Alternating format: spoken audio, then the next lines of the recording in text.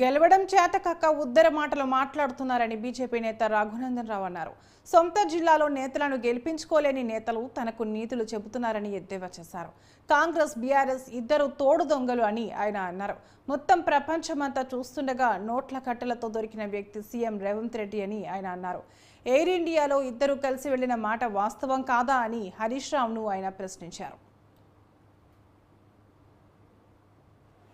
ఆ ఉద్దర మాటలు మాట్లాడిన పెద్ద మనిషి ఎవరంటే, కొంతమంది ఆడలేక మధ్యలో ఓడినట్టు, గెలవడం చేతగాక పొద్దున్నే ఉద్దర మాటలు మాట్లాడేటువంటి కొంతమంది నాయకులు మీడియా ముందుకు వచ్చి మెదకులో రఘునందన్ రావు గెలిచిండంటే దానికి ఎవడో ఎల్లిగాడు మల్లిగాడు సపోర్ట్ చేసిండని, చేతగానే పెద్ద మనిషి పొద్దుగానే ఉపన్యాసం ఇచ్చిండని ఒక మిత్రుడు ఫోన్ చేసి రగన్న యాడున్న అర్జెంటుగా హైదరాబాద్ మీడియా ఆఫీస్కి పోమని చెప్పిండు.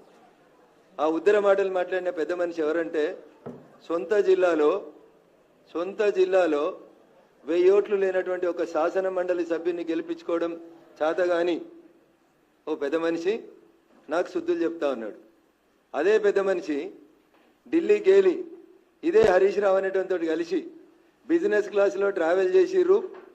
ఇద్దరు పొట్టోడు పొడుగోడు అనేటువంటి ఇద్దరు దొంగలు కలిసి నా మీద మెదకులో కుట్ర చేసిర్రు.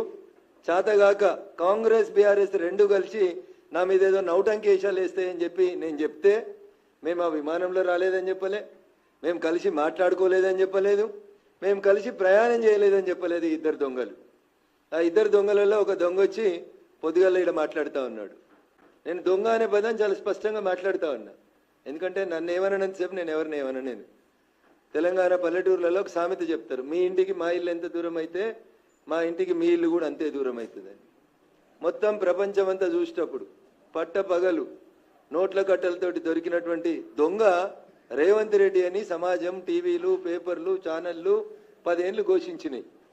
మరి ఆయన కేసు ఎందుకు ట్రయల్ కాలేదు? ఎందుకు శిక్ష వేయించలేదు? ఎవరితో ములాఖత్ అయ్యిండు రేవంత్ రెడ్డి? హరీష్ రావుతోట, కవితతోట, చంద్రశేఖరరావుతోట ఆయన ములాఖత్.